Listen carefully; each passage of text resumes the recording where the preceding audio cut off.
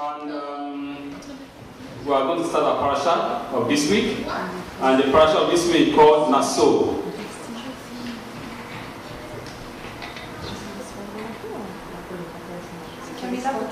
Okay.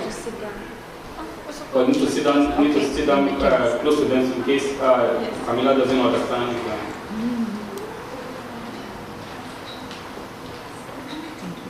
The parasha of this week is called Parasha Naso, and I have some subtitle. The subtitle I call it "Repetition is the key to remembrance."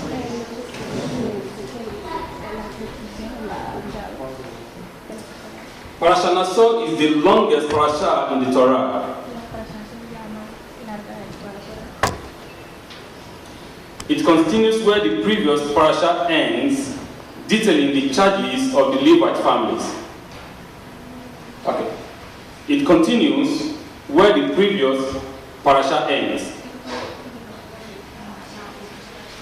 And in the previous parasha, we can hear the charges of the Levite families.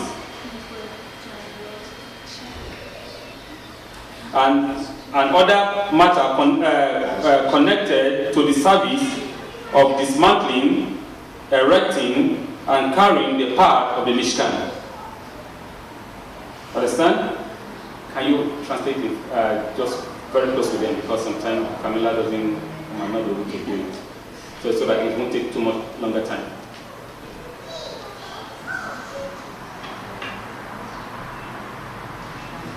Alright. So I start again now. It continues where the previous parasha ends, detailing the charges of the Levite families and other matters connecting to the service of the dismantling, erecting, and carrying of the part of the Mishkan.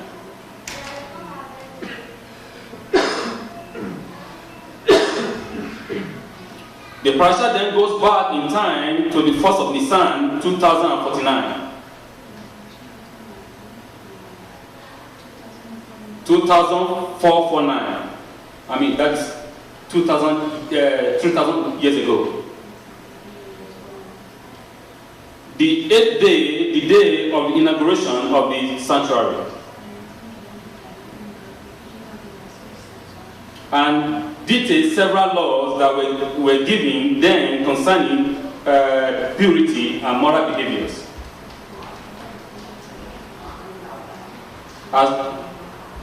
As well as the law of the Sotah. That means the wayward woman. And the Nazareth. The parasha also relayed the wording of the priestly blessing to the children of Israel. That was said by Aaron for the first time in the 8th day. That was said by Aaron for the first time on the 8th day. The final chapter of the parasha then detailed the offering of the 12 princes of the tribe of Israel that were brought to the sanctuary between the 1st and the 12th of Nisan.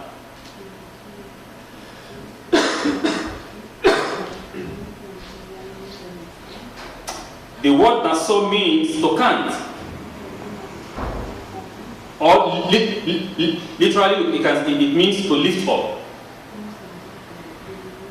As Moshe was commanded to lift up the heads so as to count the heads of the Levites. As Moshe was commanded to lift up the heads of the Levites. The heads. Yeah.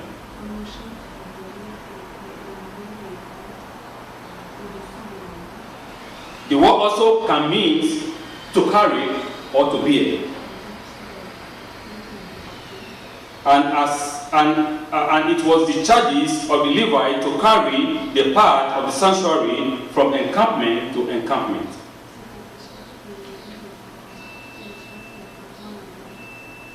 Thus, Moses lifted the heads of the Levite, who in turn carried the sanctuary.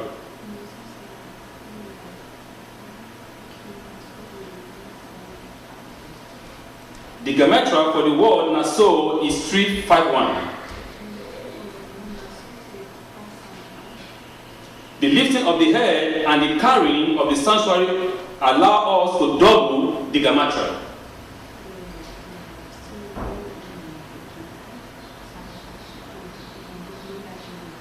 So 351 plus 351 gives us 702. And the gematria for Shabbat is 702.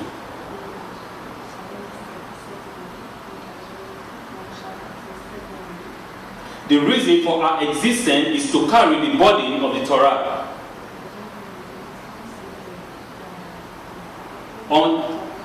until the entrance of the Shabbat. The word to come. This is the task of Israel who are called by Adonai. A kingdom of priests and a holy nation.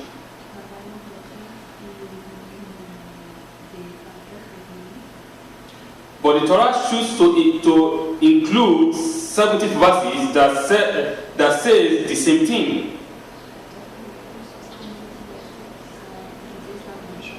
Over and over again. It describes the offering that every Nasi brought to honor of the auspicious occasion.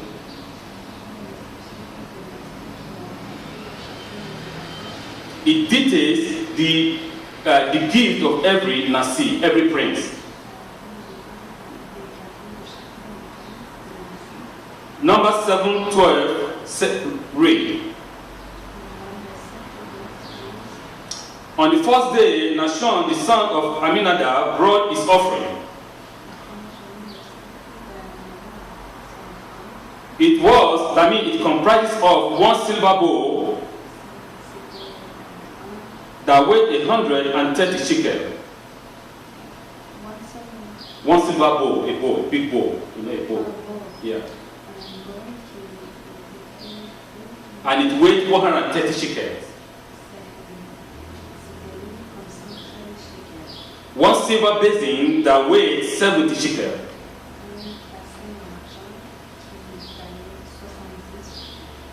Both were filled with fine flowers and oil.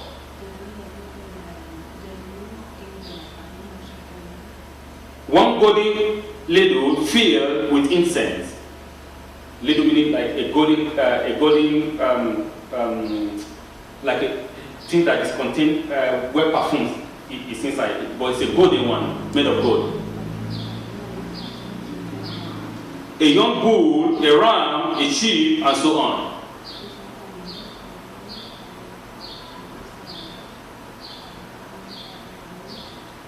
The Torah used 6 verses to expand in precise detail the exact measurement and component of the offerings.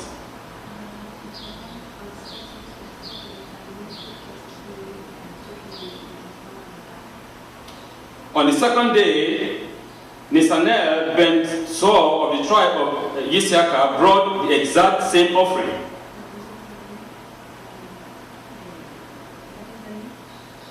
Nathanael of the tribe of Issachar. On the third day, Eliab of Zebulun performed the same thing. Elisab ben Zahor of Reubenite repeat the same thing on the 4th day. And on the 5th day of the dedication, Shimon, the prince, repeated the same thing. This was repeated 12 times on separate days by the 12 Nasim, the princes. And each day the Torah repeats the entire offering, changing only the name of the presenter.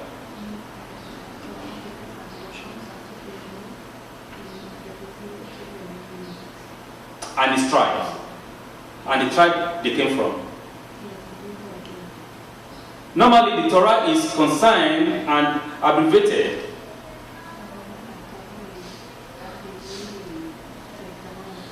It leaves us to expand the hidden and to deduce the conclusion. I mean, it leaves us to expand because the Torah is always, like in a summary, but in this case, it expands and it details all the gifts that are given each by each prince.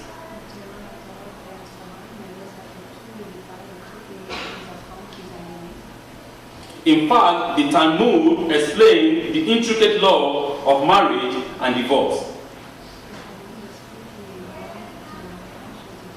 Are derived from only a handful of verses in Deuteronomy. Okay, I'll come back again.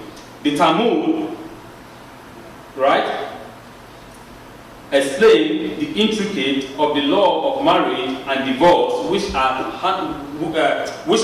derived from handful of verses in the book of Deuteronomy.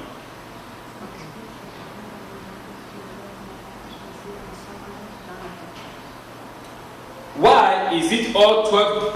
Why, if all brought the same gift, is each and every Naso offering the same thing over and over again?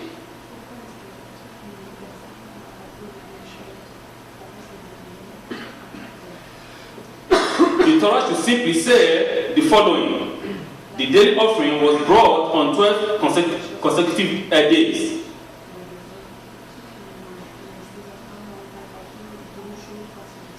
It consisted of the following: one silver bowl that weighed 130 shekel, one silver basin that weighed 70 shekel, filled with flour and oil, one golden bottles, filled with incense, a young bull, a ram, and a sheep, and that is it. But the Torah didn't say it in that way. The Torah expanded on it. That's the reason why.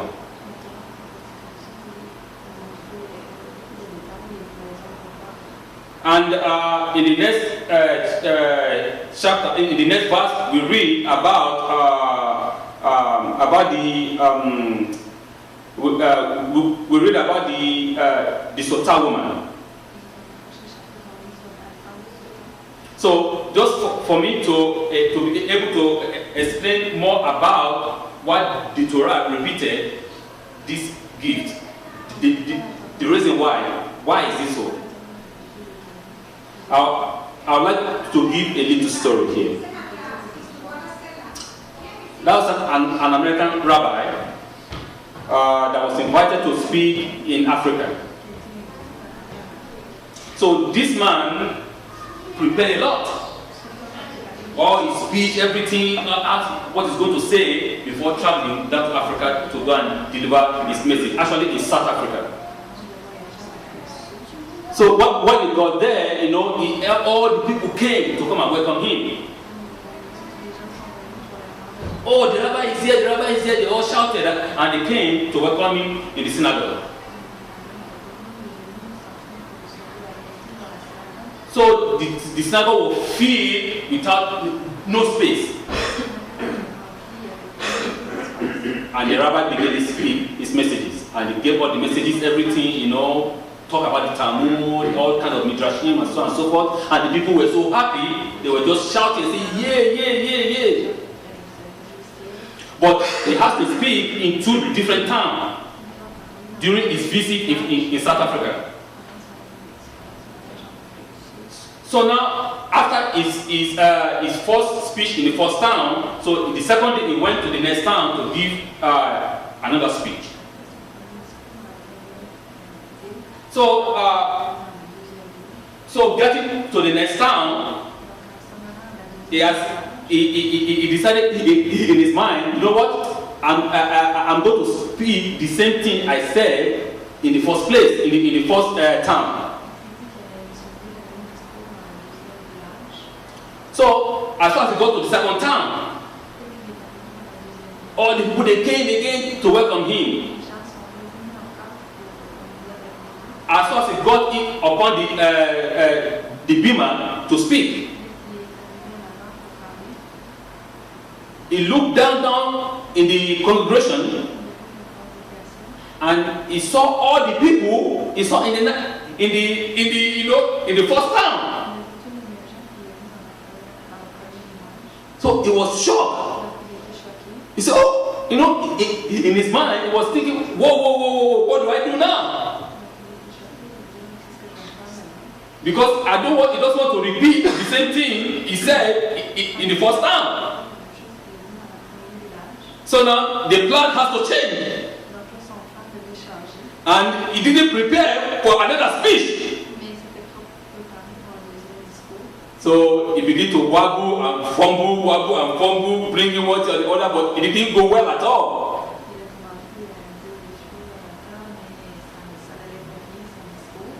So he tried as much as he can, he just finished the message.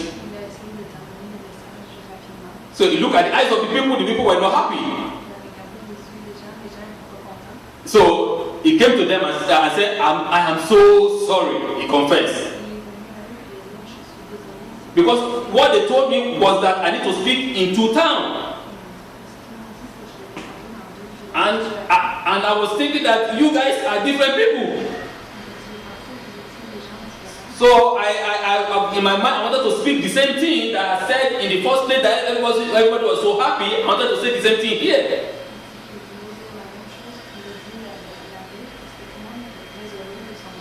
But looking at the congregation, 90% of you are the same people that was in the first place.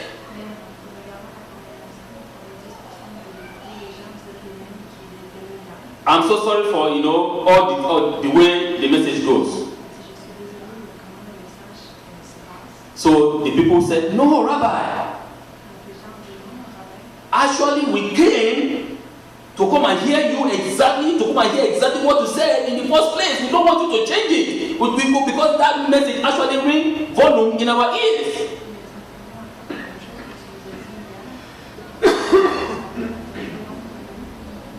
So the rabbi was shocked. The word of God to man is repetition. From the beginning, God said, "Adam, where art thou?" God always wants relationship with a man, not religiosity. The message of God is never changed. It's the same. God always repeats itself in different ways, but the message is the same. Because God created man and He knows the psychology of man. He understands the way He built the brain of a man. Get easily. We humans only just to turn from God, we forget everything that we just had now. Everything is gone. And God, as a great and a perfect professor, He has to continue to repeat himself in different ways. So the Torah, in repeating the 12 offerings and spending 6 verses on each one,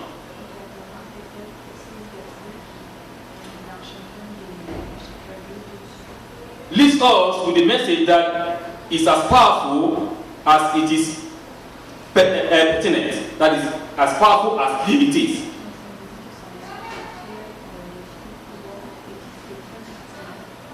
Many of our deeds are repeat of generations. Many of our deeds, many of our actions are the repetition of generations.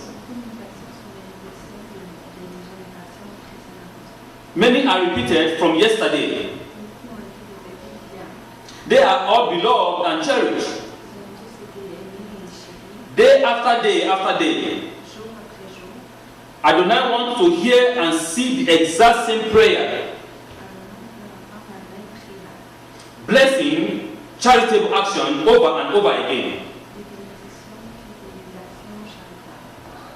What is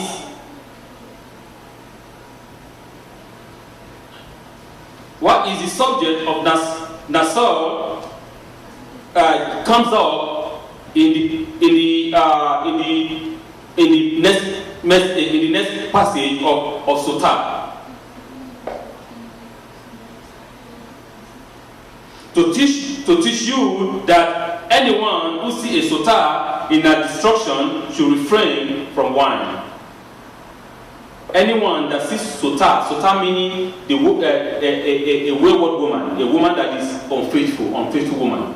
That's the meaning of Sotah. Unfaithful, someone that is unfaithful. Can you who knows that?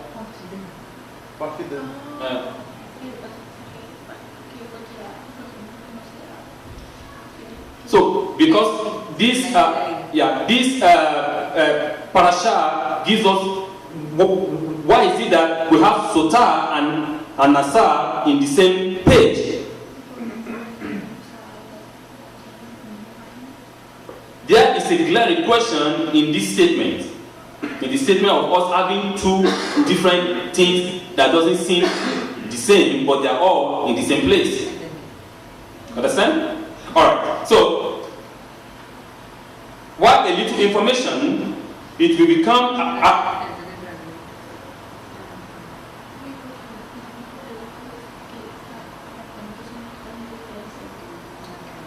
okay, I will give a little preview about a Naso. A Naso is someone who goes on a special 30 days spiritual diet, I can say. It's someone that goes on a spiritual 30 days or more spiritual dedication.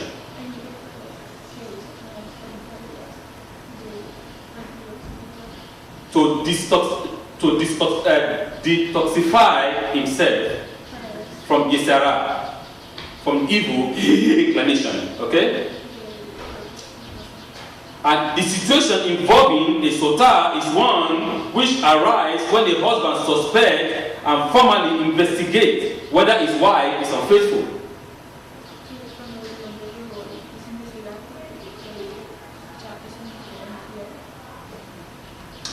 With a doubt, when the doubt still lingers over whether there was actually an act of infidelity. Okay. When a doubt still lingers, right, whether the wife is involved in infidelity. Now, if she is offered a sort of truth, a kind of drink, to resolve the doubt in the heart of the husband. Can you translate that?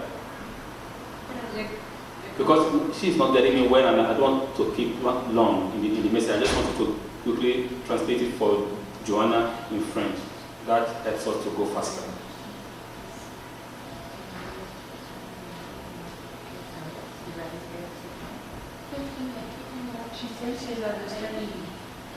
Tenía celos.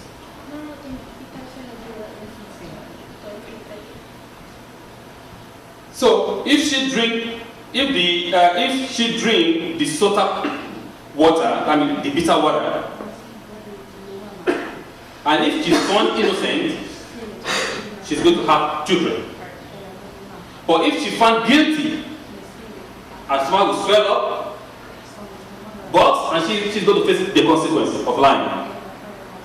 But the problem here now is this Sotah woman, this word is not used for a harlot.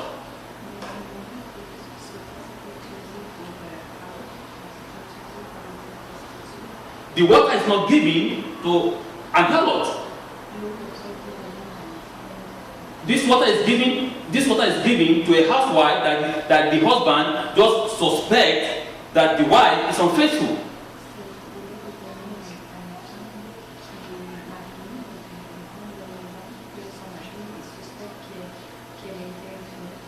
Why this ritual?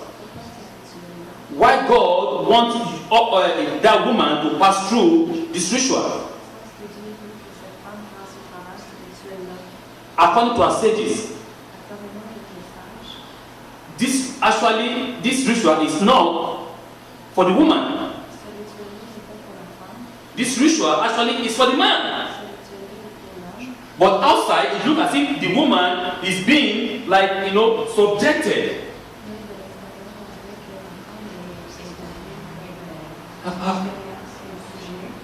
Outwardly, it seems as if the woman is being, it's as if the woman is being degraded.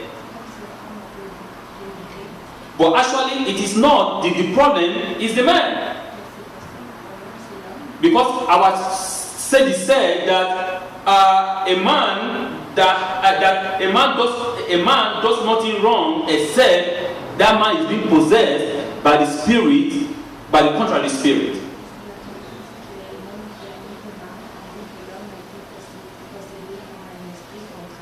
But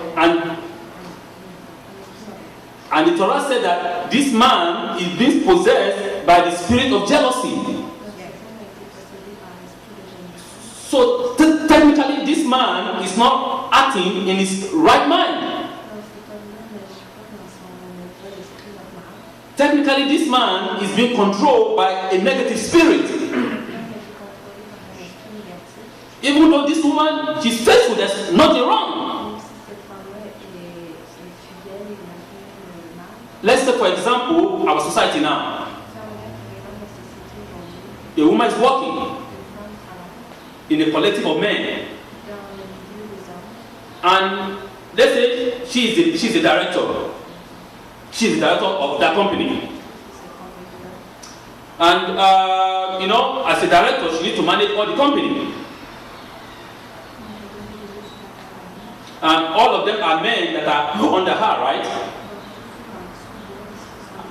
And the woman is making a lot of money. Maybe the husband doesn't make much money like that. And the man begins to have a jealousy towards the woman because the woman is making a lot of money.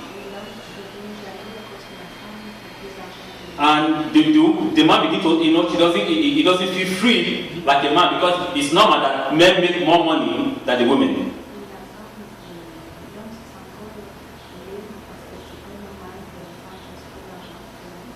And he begins to suspect the woman that the woman is doing something wrong in the office.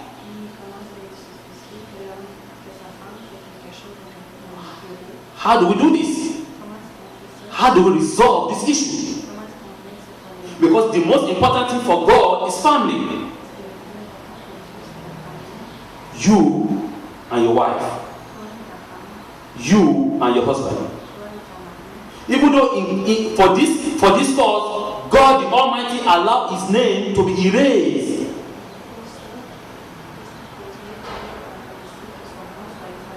Which has never happened in the Torah. For the case of peace in the family, God allowed his name to be erased. Because in the bitter water, Adonai said the Kohen will write his name and everything that is written, and is going to erase it inside the water to give to the woman to drink.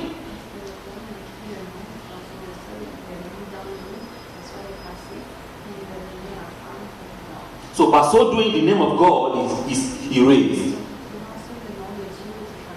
But we can see how advanced extent that God can go to preserve the family. Family is very important in the presence of God. Adonai said, I know Abraham because he's going to teach his children after him to serve me. It is family. Everything begins with family. A state begins with the family. I mean, a town begins with the family. A village begins with the family. A province begins with the family. A country begins with the family. So in this case, there must be a solution so that that family will not disintegrate. It is not the plan of God for a family to divorce. want divorce at all. For this cause, God allowed his name to be erased in order to keep the peace of the family.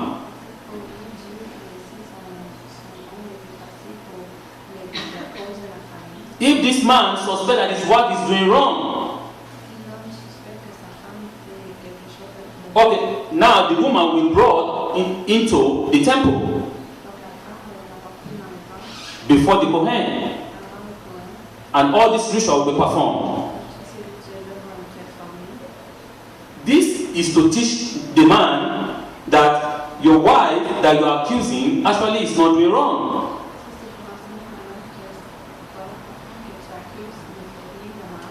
Before, in the first place, if that woman has done something that is wrong, I don't think the woman will go to that extent to degrade herself.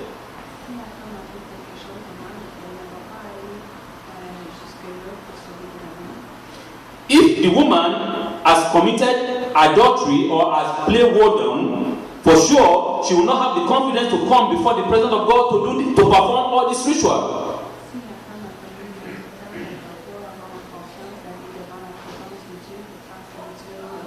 But if that woman agreed to go through all this ritual, this is to show to the man that this woman even allowed herself to pass through this degrading statue to prove to you that I am innocent.